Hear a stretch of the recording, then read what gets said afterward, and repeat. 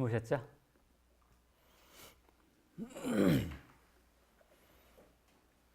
지금 보니까 두 분 닮았다.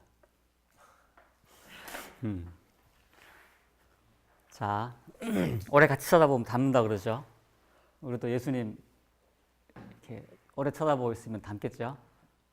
우리가 그럴 날이 오리라 생각하고 깊이 쳐다보는 것입니다. 이게 여러분 나눠드린 거기 보면 이 시대소망 1장부터 87장까지 장인데, 그죠? 우리 지금 19장이거든요. 이만큼 왔어요. 이만큼 온 겁니다.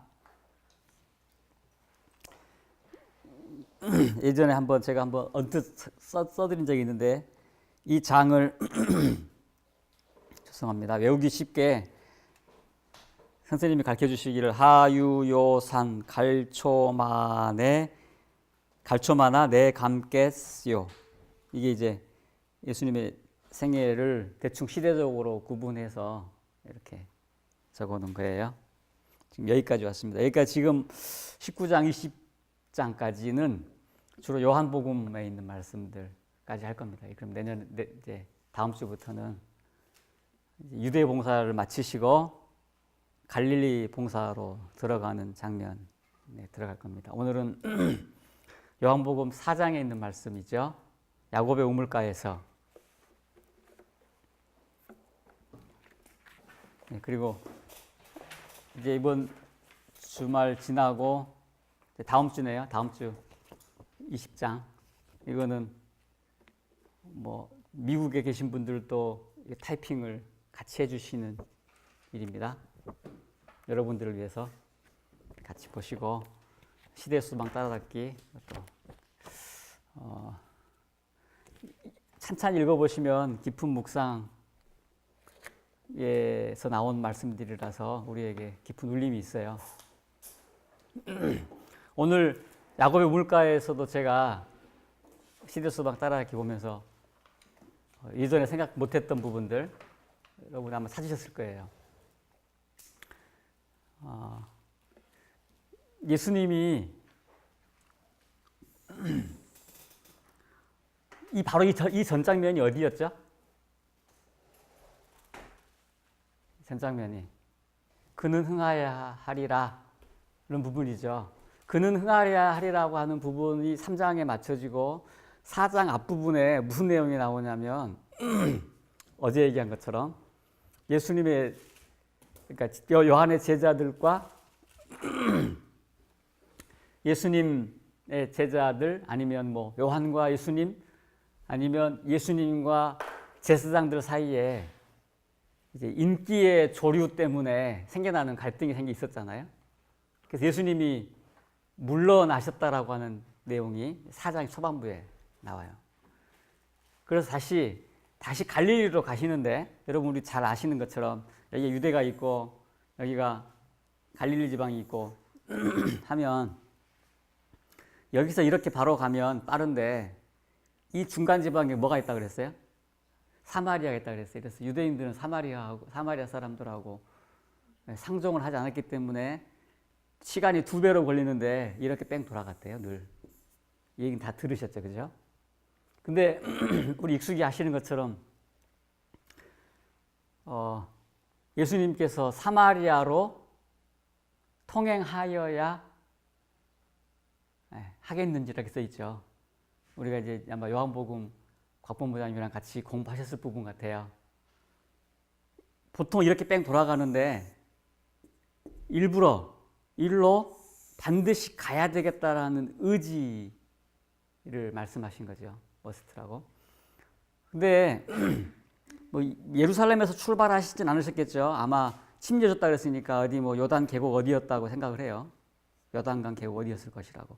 그래서 여기서 뭐 세겜이, 이쪽이 수가라는 동네가 세겜이라고도 하고 또 다른 곳이라고도 하지만 우리가 여기 시대소망에 세겜이라고 나왔으니까 여기서 이쪽으로 가는 거리를 어떤 분들은 뭐 25km, 뭐 30 몇 킬로까지 얘기하더라고요. 우리나라로 하면 60km, 70km, 80km 정도, 아니 80리, 60리, 70리, 80리 정도 되는 거리래요. 우리가 1시간에 얼마나 걷는다 그러죠? 4km? 그럼 4km면 10리잖아요. 그럼 쉽게 생각해서 60리 그러면은 얼마 걸려요? 6시간. 70리 그러면 7시간. 80리 그러면. 자, 그러면 예수님이 도착한 시간이 언제였다 그래요?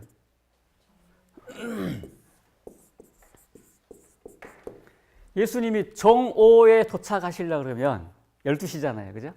이제 요한복음의 표현에 하면 제6시니까 12시에 도착하려고 그러면 만약에 80리 길이었으면 몇 시에 출발해야 돼요? 새벽 4시. 70리 길이었으면 5시. 60리 길이었으면 6시. 예수님이 우리가 생각했던 것보다 꽤 이른 시간에 출발을 하지 않았을까요? 그럼 아침을 드셨을까요? 못 드셨을까요? 못 드셨을 가능성이 많겠죠. 제자들은 갑자기 예수님이 다른 때는 뭐 일찍 일어나서 기도도 하셨지만 이날따라 갑자기 일어나셔가지고 막 가자 뭐 이러셨을 테니까 아니면 그 전날 뭐 가자 하실 수도 있겠죠. 제자들은 예수님이 여기를 통행하여야 하겠는 이유를 알아요, 몰라요? 왜 이렇게 새벽 일찍 일어나서 여기를 가는지 알아요, 몰라요? 근데 예수님이 딱 여기에 정오에 도착하셔야 될 이유가 있더래요.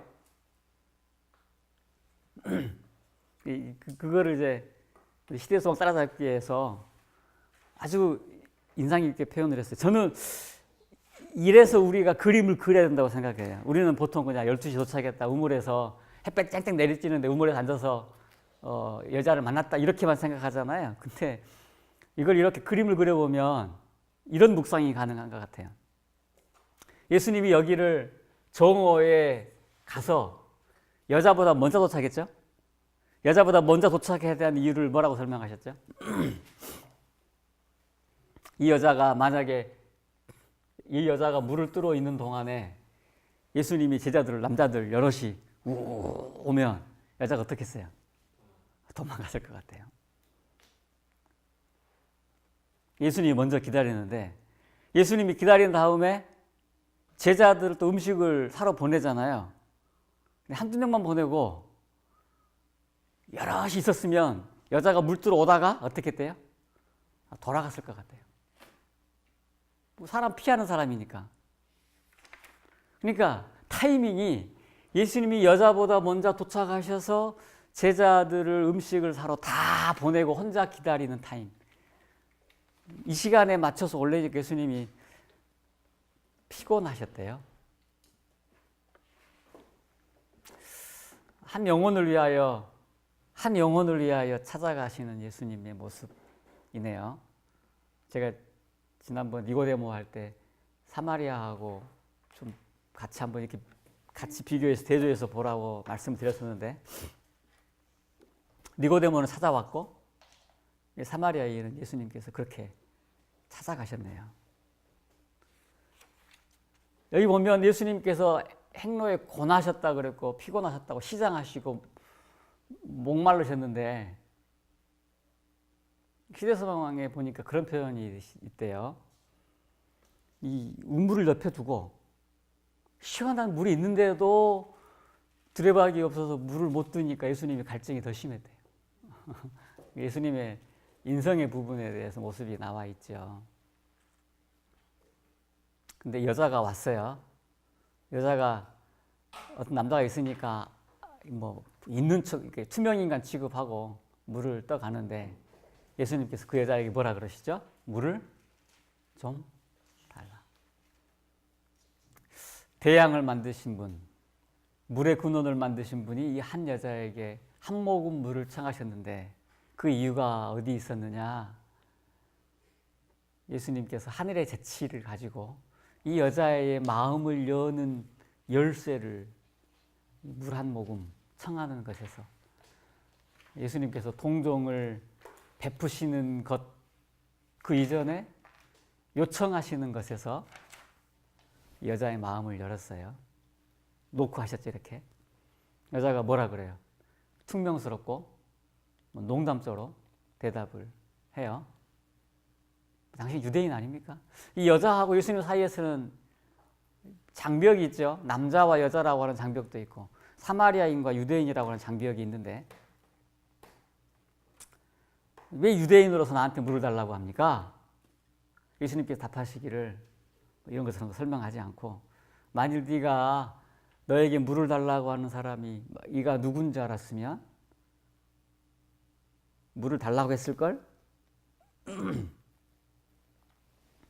근데 여기 보면 성경 표현 보면 네가 너에게 물을 달라고 하는 내가 누군지 알았으면 나에게 물을 달라고 했을걸? 그렇게 하지 않고 물을 달라고 하는 이가 누군지 알았으면 그에게 물을 달라고 했을걸? 이렇게 예수님 자신을 이렇게 그라는 표현을 쓰셨어요.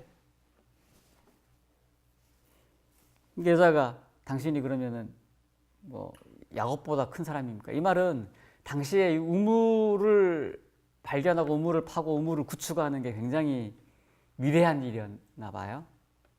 야곱이 그 일을 했죠. 야곱보다 당신이 더 큽니까? 당신은 두레박도 없고 아무것도 없는데 어떻게 나한테 물을 준다고 합니까? 이 물을 먹는 자마다 다시 목마르려니와 내가 주는 물을 먹는 자는 영원히 목마르지 아니하니니 나의 주는 물은 그 속에서 영생하도록 솟아나는 샘물이 되리라. 사람들이 영적인 영혼의 갈망을 막 갖고 하는데 예수님이라고 하는 샘물을 옆에 두고도 그런 갈망을 계속 호소하고 찾아 헤맨다고 돼 있어요. 근데 하여튼 여인과의 만남은 그랬고 여기 열쇠 물 한 모금의 열쇠 호의를 베푸는 것보다 어떤 때는 호의를 요구하는 것에서 예수를 찾는 열쇠. 예수님께서 생수의 말씀을 해가시는데 진행하시는데 여기 보면 샘물을 옆에 두고도 갈망을 하는데 아마 갈망, 갈증 이런 표현이 제일 많이 나오는 장 중에 하나가 이 장일걸요. 그죠? 네. 여기 보면 그런 표현이 있어요. 우리가 예수님에게서 생수를 마시면 우리가 아무리 마시고 또 마실지라도 더 새로운 더욱더 갈증을 갖게 되는데 늘 새롭게 공급된다고 돼 있고 언제나 이 샘물에서 우리는 능력과 은혜를 길어 올릴 수 있다. 세상에 주는 뭐 생수처럼 보이는 것들은 우리를 더욱더 바닷물처럼 더욱더 갈증이 심하게 되는 것이고 예수님께서 우리에게 주시는 것은 우리를 흡족하게 하는 것이로되 우리가 더욱더 원하게 하는 것이다. 더 주세요. 이렇게 아무리 마시고 마실지라도 늘 새롭게 공급되는 그런 차이가 있죠. 이 여자가 점점점 처음에는 아주 뭐 농담조로 접근했다 그러는데 점점점 이 여자가 이제 관심을 가지고 호기심을 가지고 흥미를 가지고 예수님과 대화를 하기 시작해요. 예수님께서 이 여자에게 하늘의 선한 선물에 대한 욕망을 일깨우셨대요. 그래서 이 여자가 이제 그런 마음을 가지고 예수님과 대화를 더 진행합니다. 그래서 주여 내가 다시는 이 물을 가지고 다시는 여기 물을 깊지 않게 길로 오지 않게 해주세요 라고 하셔요. 그래서 여기까지 예수님하고 대화가 딱 마치는 것 같이 진행이 되다가 그래서 이제 여자가 이 생수가 이 물인지 아니면 예수님이 따로 주시는 물인지 아무튼 모르지만 이 생수를 요구했는데 갑자기 예수님께서 화제를 바꾸시죠. 뭐라고요? 남편을 데려와라. 근데 뭐 지금까지 물 얘기하다가 왜 남편 얘기해요? 이 여자가 지금 나에게 생수가 필요하다고 느꼈는데 여기 보시면 예수께서 주기를 열망하신 선물을 이 여자가 이제 갖고 싶은 마음이 생겼어요. 그래서 나에게 그 물을 주시고 내가 이 물을 여기 길로 오지 않게 해주세요라고 했는데 이 선물을 열망하신 선물을 이 영혼이 받아들일 수 있기 전에는 그 여자가 알아야 될 게 두 가지가 있었어요. 두 가지. 첫 번째 뭐예요? 죄.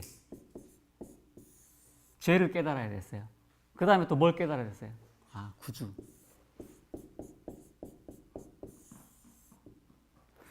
저는 이 부분을 굉장히 앞으로 보실 거예요. 이 두 가지는 예수님을 만나는 사람들의 마음속에 반드시 일어나는, 동시에 일어나는 것 같아요. 내가 죄인이다라고 하는 것, 그리고 반드시 그와 함께 나에게 구주가 필요하다라고 하는 것. 이 두 가지요. 근데 이제 빛이 오면 사람들의 반응이 어떻게 되나요?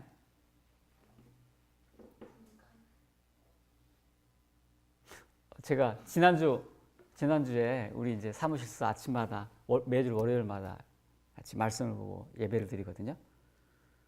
근데 우리 같이 일하는 분 한 분이 아주 인상적인 얘기를 해주셨어요. 이제 이분이 어린 시절에 뭐 이사도 많이 다니고 가정 관계나 아빠와의 관계나 이런 부분에서 많이 힘들어서 아주 어렵게 지나셨대요. 뭐 공부도 아주 뭐 자기가 뭐 중고등학교 시절에 아르바이트 하면서 공부도 하기도 하고. 근데 대학을 다닐 때 앞으로 가야 될지, 그분 표현에 앞으로 가야 될지 들어가야 될지도 모르는 그런 상황에서 천명선교사를 가기로 결심을 하고 있던 어느 차에 그분이 꿈을 꿨대요. 꿈을 꿨는데 깜깜한 데서 자기가 재밌게 놀고 있었대요. 어느 한쪽에서 저쪽에서 막한 빛이 들어오더래요. 빛이 들어와서 막 이렇게 왔는데 이 빛이 점점 자기한테 막 오더래요. 자기를 비추고. 근데 처음에는 이 빛이 뭔가 호기심이 생기고 빛이 좋았는데 나중에 이 빛이 부담스럽더래요. 왜냐하면 이 빛이 자기를 비출 뿐만 아니라 자기 속까지 확 다 드러내는 듯한 느낌을 받았대요.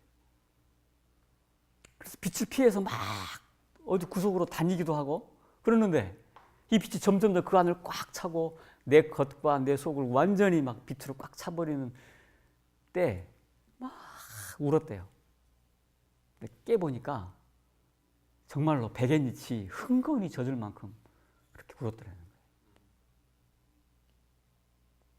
거예요. 자기가 그런 경험을 하고 나서 나중에 또 그런 이 꿈을 꾸나 하는데 그런 꿈을 다시 꾸지는 않았는데 제가 볼 때 모르겠어요. 정말 이 어린 시절에 힘들고 어려웠던 막 어떻게 보면 암울했던 그 꿈대로 말이에요. 꿈대로 깜깜했던 그 시절에 빛으로 오신 예수님이 자기 안과 밖, 자기가 보여주고 싶지 않은 것까지 다 드러내시는 그런 경험에서 그분이 아마 꿈속에서 많이 울었겠죠. 이 여자가 그랬나 봐요. 예수님이 빛으로 남자 데려와라, 남편 데려와라. 그랬더니 여자가 떨었고 영원히 숨겨두기를 바랬던 사실이 눈앞에 딱 적게 되니까 이제 회피해서 말귀를 확 돌려요. 예수님이 여자가 화제를 바꾸는 것을 그냥 회피하는 것을 참을성을 두고 지나가요. 그래서 여자가 이제 이 부분에서 여기서 보니까 여기서 예배 문제로 넘어가는데 예배 문제 넘어가는 단어가 딱 이런 단어가 있어요. 내가 보니, 내 보니. 그러니까 이게 무슨 말이에요? 나의 아무하게도 말하지 않고 감추고 싶으니 나의 과거를 딱 책을 펴놓듯이 내 마음을 그렇게 들여다보시는 걸 보니 당신이 그런 걸 보니 당신은 선지자인데 내가 한 가지 궁금한 거 여쭤볼게요 라고. 그러니까 이게 모르겠어요. 회피한 것처럼 보이기도 하지만 무엇이기도 해요? 인정이기도 해요. 자기가 죄인임에 대한 인정. 내가 보니 당신은 선지자다. 그래서 이것에 대해서 뭐 더 깊은 뭐 고백이나 뭐라 그래요? 뭐 실토 뭐 이런 것까지는 없었다 할지라도 이제 예배 문제로 화제를 옮기는데 이 예배에서 이 산이 맞아요, 저 산이 맞아요, 어느 거예요? 이렇게 물어보니까 예수님이 이 산도 아니고 저 산도 아니고 하나님은 영이시니? 네, 우리 옛날 성경에는 뭐라고 돼 있죠? 신령과 진정 이렇게 돼 있는데 요새 개역 개정 성경에는 뭐라고 어떻게 돼 있나요? 영과 진리 이렇게 돼 있죠? 이게 아마 원어에 더 가까운 번역이겠죠. 아마 당시에 초기 번역자들이 예배의 거룩함이나 이런 것을 표현하기 위해서 영을 신령이라고 번역했는데, 신령이라는 말은 이 거룩함이라고 하는 표현이 뉘앙스가 더 강히 많이 들어가 있죠. 진정이라고 하는 것은 아주 마음속에 진정한 마음, 그런 게 돼 있는데, 영과 진리. 아마 이런 표현, 이렇게 이건 뭐 의역이라고 볼 텐데 이런 표현이 뭐 틀린 표현이라고 생각하지는 않습니다. 하지만 이 영과 진리, 이것이 더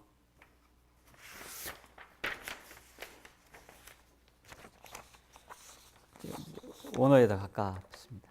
여기서 이 여자 여인에게 예수님께서 말씀하신 예배는 참된 예배에 대한 이야기죠.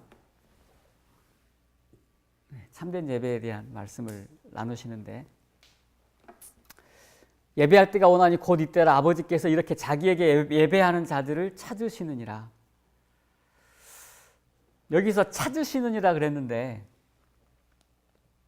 예수님께서 이 여자가 그렇게 하나님을 섬기도록 찾는 마음을 보셨기 때문에 이렇게 가셨을까요? 만약에 우리가 이 여자가 가지고 있는 내 처한 처지가, 이 여자가 뭐 거룩한 처지나 뭐 남들에게 존경을 받거나 빛이 되는 처지가 아니라 할지라도 그 마음속에 하나님을 영과 진리로서 찾고자 하는 마음을 우리가 갖는다면 우리에게도 예수님께서 찾아오시겠어요? 지금 1시간 전에 예수님 출발하셨겠네요. 12시에 우리 찾아오시려고. 밥도 안 드시고.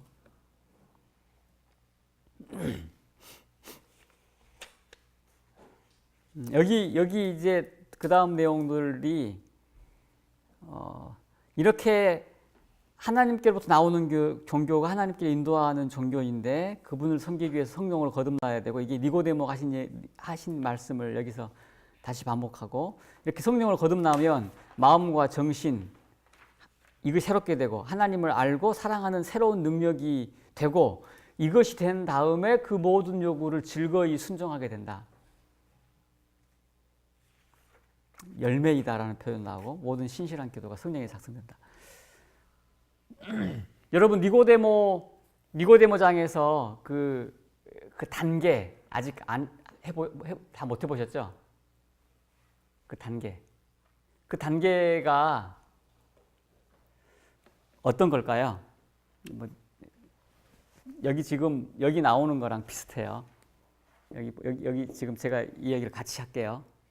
여기 보시면 이 여자에게서 일어나는 마음속의 이야기하고, 니고데모에게 보이실 때 하늘을 유업으로 받을 사람들의 마음속에 일어날 단계.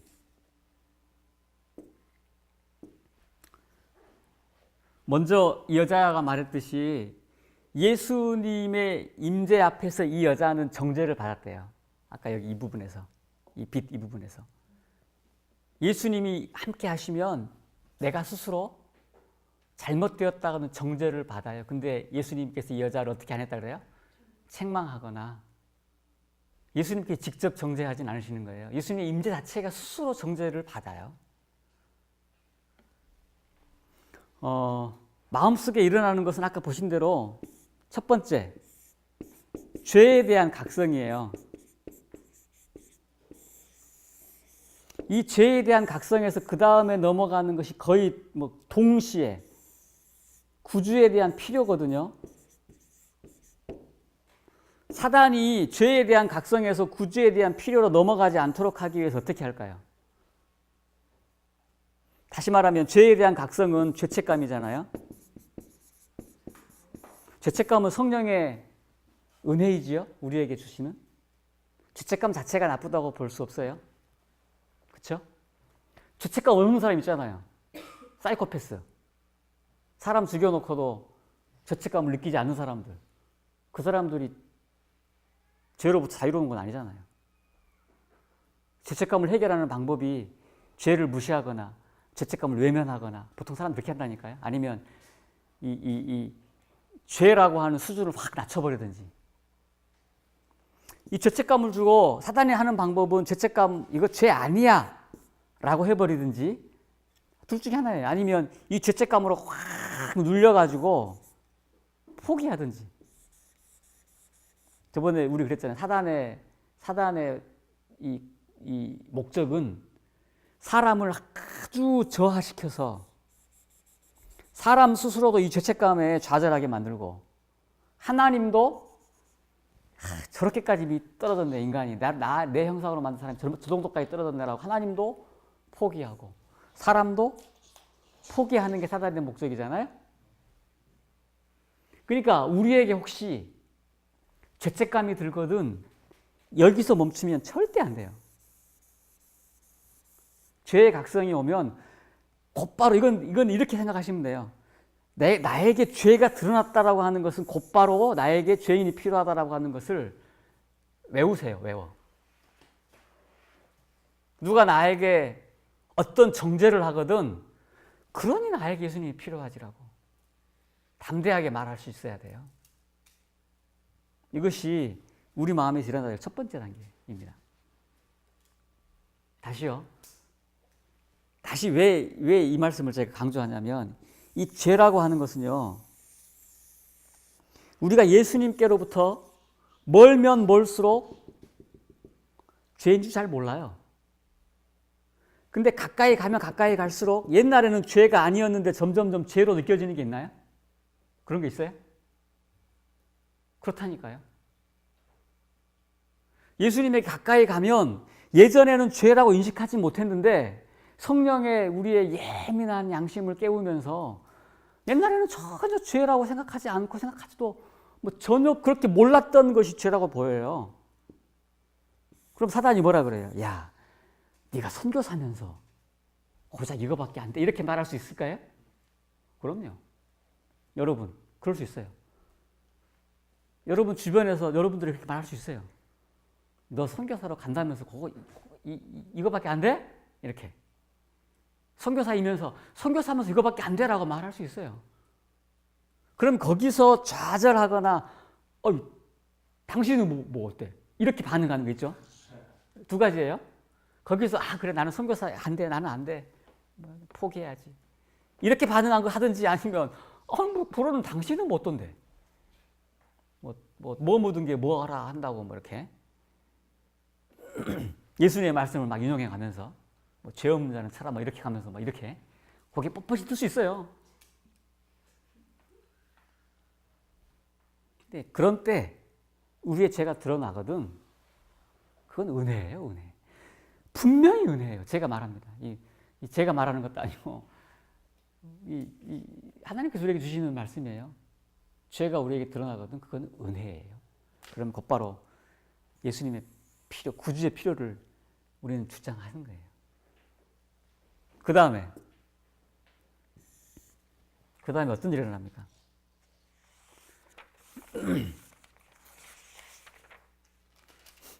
우리 니고데모 장에 보면 이런 말 나와요. 니고데모가 가지고 있던 것 중에 행함. 니고데모가 가지고 있는 행함 있잖아요. 그 율법으로 행함. 이거 아니라 그러죠? 그죠? 그러면 보통 이제 그 다음에 뭐라 그러냐면 믿음으로 말미암는 의를 얘기하면서 어쩔 수 있냐면 저 행함으로 말미암는 의를 추구하는 사람들 그런 마음 생길 수 있어요? 그래요. 어떤 분이 그러던데요. 세리와 바리새인이 기도하는데 옛날에는 바리새인이 그랬대요. 저 세리와 같지 않음을 감사하나이다 그랬대요. 요새는 어떻게 기도한대요? 세리가 저 바리새인과 같지 않음을 감사하나이다 그런대요. 무슨 말인지 이해됐어요? 믿음도 구주가 아니에요. 믿음도 선이라 그랬어요. 제가 이거는 우리 마음속에 일어나는 하늘나라를 유혹을 받을 사람들이 하늘나라를 유혹을 받는 건 행함도 아니고 믿음도 아닌데 아니라 그랬잖아요. 근데 이 뒤에 이제 그 다음에 성령께서 성령님께서 우리에게 고백과 회개, 고백과 회개로 이끄시는데 이 두 가지 사람들 많이 힘들어해요. 저도 많이 어렵대요. 예수님께서 이 여자에게 이 고백을 강요하셨나요? 그러진 않으셨어요. 그죠? 하지만 그 마음속에 여자는, 그러니까 우리가 고백이라고 하는 게 하나님께서 우리가 한 거 잘 몰라가지고 우리한테 뭐 실토해 이건 아니죠. 그죠? 이실직고 하렸다 이건 아니죠. 고백이라고 하는 과정이 이실직고 하렸다 이건 아니에요. 하지만 이 단계는 우리가 하나님 마음속에 진정함과 진지함을 다 쏟아놓는 과정으로서는 매우 중요한 것 같아요. 여러분, 카톨릭에서 하는 고해성사 있죠? 고해성사. 우리가 그 고해성사를 왜 좋지 않다 그러죠? 본인의 비밀을 딴 사람한테 알리는 것? 죄를 신부님이 죄에 대하여 용서를 선언하는 것, 그걸 뭐라 그러죠? 근데 고해성사가 가지고 있는 순기능이 있어요? 그러니까 죄 용서를 선언하는 것 말고, 네? 내 죄를 말하는 것 스스로. 자기 자신을 객관화하는 거, 그다음 자기 마음의 속에 깊은 것들을 말로 표현하는 것은 제가 볼 때는 꽤 중요한 것 같아요. 우리가 스스로 우리끼리 말이에요. 어떨 경우가 많냐면 우리 껍데기를 아주 단단하게 껍데기를 무장을 하고 사람들을 만날 때가 있어요. 선교사와 선교사. 네, 선교사와 선교사끼리 껍데기를 막 갑옷을 입고 만나지 말고 어느 때에 서로 죄인임을 고백하고 구주의 필요를 인정하면서 서로 만나고 고백하는 거 필요할걸요? 중요해요. 그렇다고 무슨 내가 너를 칼로 죽이도록 싫어했어 이런 말까지 할 필요는 없겠지만 그렇죠? 우리의 마음을 이야기하는 거 필요해요. 이거 하고 나면 성령께서 이끄신대요. 성령께서 이끄신대요, 우리를. 이 이끄심에 저항하지 않으면 우리를 십자가에까지 이끄신다는 거예요.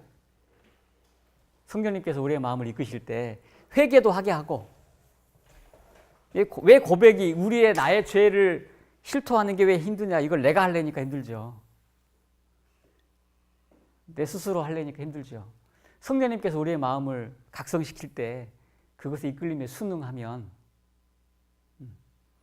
우리를 십자가에까지 인도하시고, 그 다음에 하시는 말씀이 우리가 새 마음을 얻게 되고 새 정신, 새로운 능력을 입어서 주의 말씀을 기쁨으로 즐겨 순종한다는 표현이 나오거든요. 여기에 이제 즐겨 순종이에요.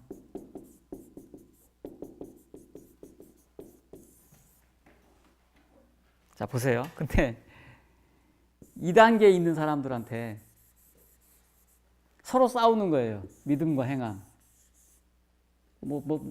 제가 볼 때 믿음과 행함은 분리되지 않을걸요? 분리되지 않는 얘기인데 이거 가지고 싸워요.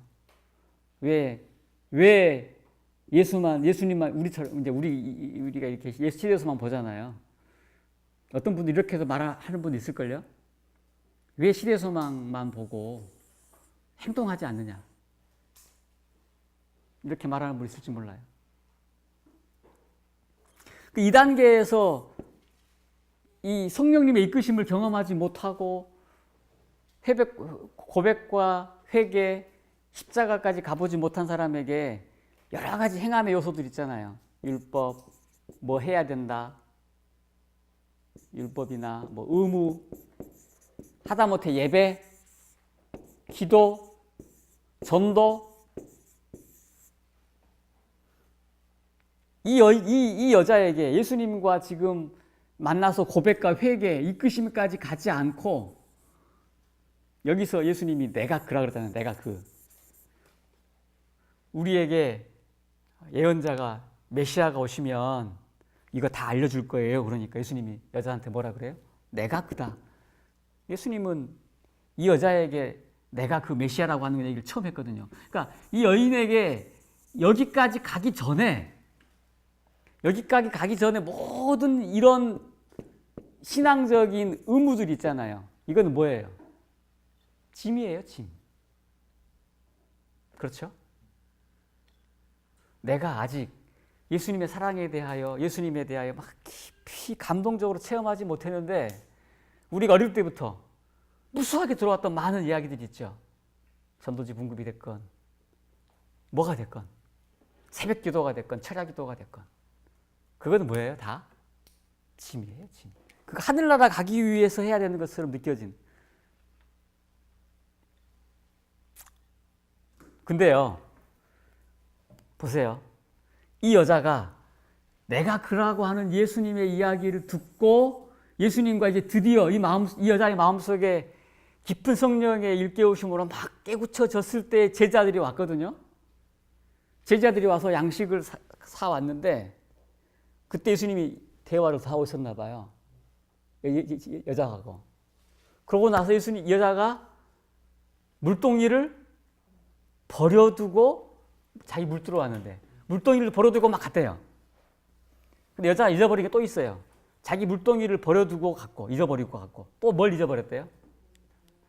예수님이 물 달라고 하는 거 물 한 잔 떠드리는 걸 잊었대요.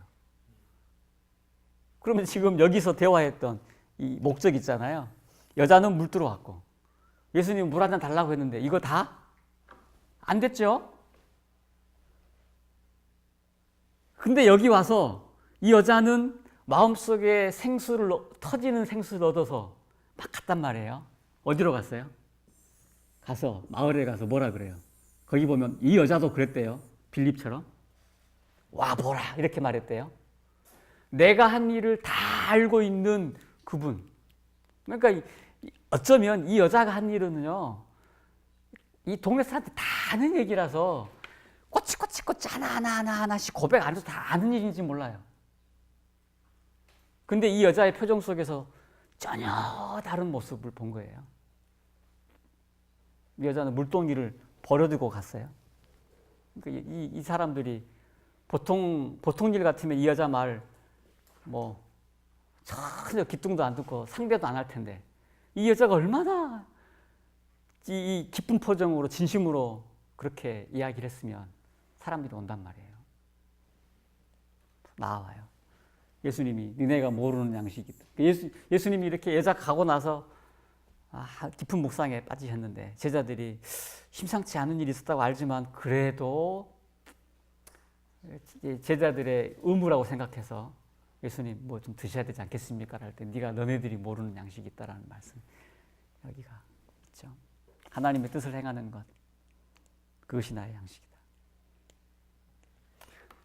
우리 히브리서 말씀 보면은 이 여자가 생수를 얻은 것 그것이 나에게 양식이다. 그죠?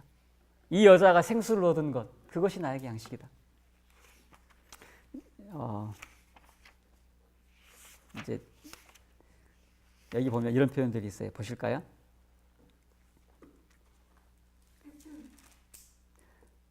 진리를 위해 줄이고 목마른 영혼을 섬기는 것이 그분에게 먹고 마시는 것보다 더 기쁜 일이었다. 그 밑에 이제 문단입니다.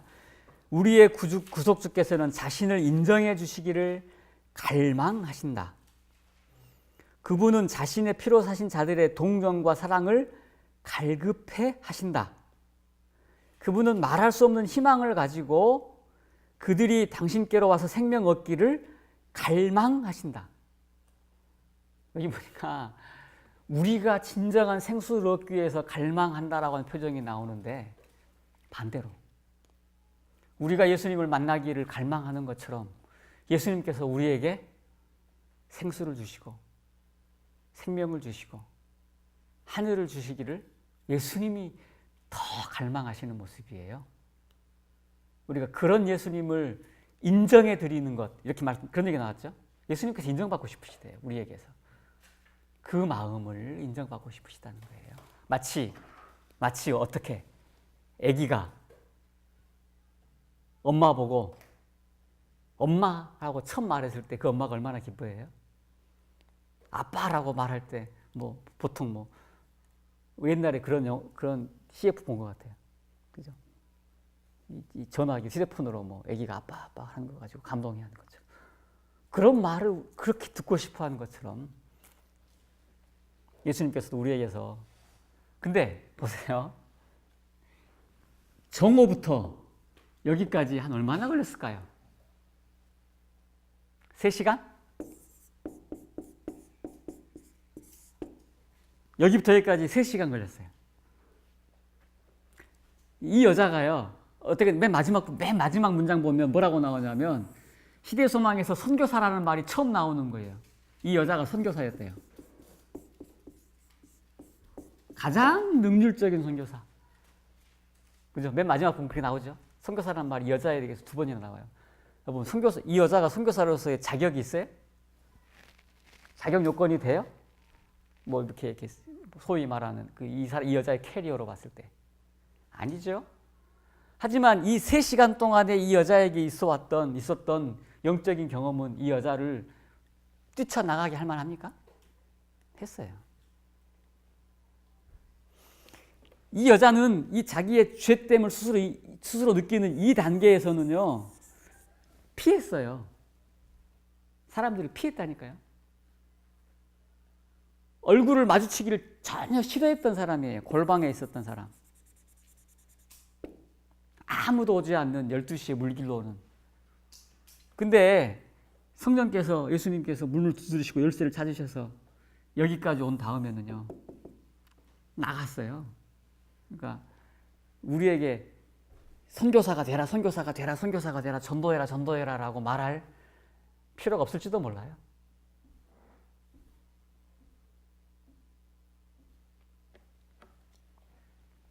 예수를 만나고 성령의 이끄심에 저항하지 않고 순종하고 따라가라. 이것이 우리의 지금 자세일 거예요. 그러면 신속하게 예수님께서 니고데모는 3년 걸렸어요. 3년. 자기를 표현하고 예수님을 그리스도로 공개적으로 인정하기까지 3년 걸렸어요. 이 여자는 3시간. 성령께서 하셔요.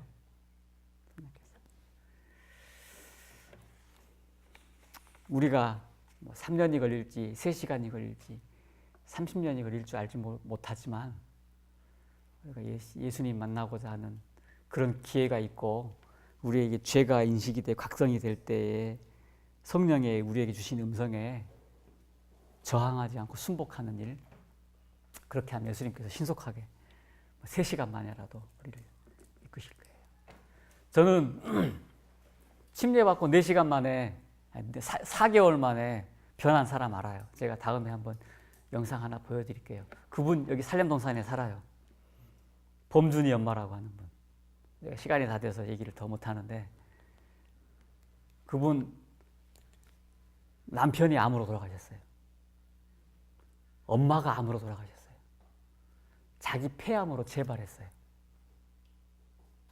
이거 세상적인 관점으로 보면 지지리도 복 없는 사람이죠. 근데 어떤 분이 이분을 보고 뭐라 그랬냐면 복 받은 여인이다 그러세요. 복 받은 여인. 이분이 말씀을 받아들이고 나서 저는 40년이 넘도록 왜 이렇게 내 마음에 뜨거움이 없지? 맨날 이러고 살았는데 이분은 말씀 받아들이고 4개월 만에 저희 집에 와서 이 장을 같이 읽었거든요. 19장을 같이 읽었어요. 이거 읽으면 하시는 말이 이래요. 나는 신앙한 지 얼마 안 돼서 다른 것 잘 모르겠다고. 잘 모르겠는데 이 여자가 지금 예수님 만나고 물동이를 버리고 갔네요. 내가 살렘동산에 병 나으러 왔거든요. 예수님 만나고 이제 이 여자처럼 병 낫는 거는 그렇게 크게 관심이 없고 나도 예수님의 선하심을 전할 기회가 되면 선교사 되고 싶어요. 그러고 나서 자기가 만난 이 얼마나 좋은 이 마음의 기쁨을요, 이 주변 사람들한테 얘기하기 시작했어요. 동병상련이라고 옆에 있는 암 환자분한테. 침례받았어요, 그분. 이 여자분의 전도로. 그리고 그 여자분이 선교사가 쓴 책, 제가 이렇게 그때 드렸거든요. 우리가 선교사가 쓴 책 보더니, 야, 나는 내가 이 세상에서 제일 불행한 줄 알았더니, 야, 북한에는 이렇게 말씀에 갈급한 사람이 있냐?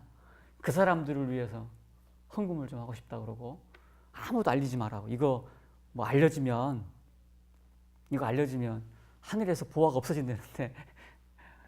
근데 이분이 자녀가 초등학생, 중학생 그래요.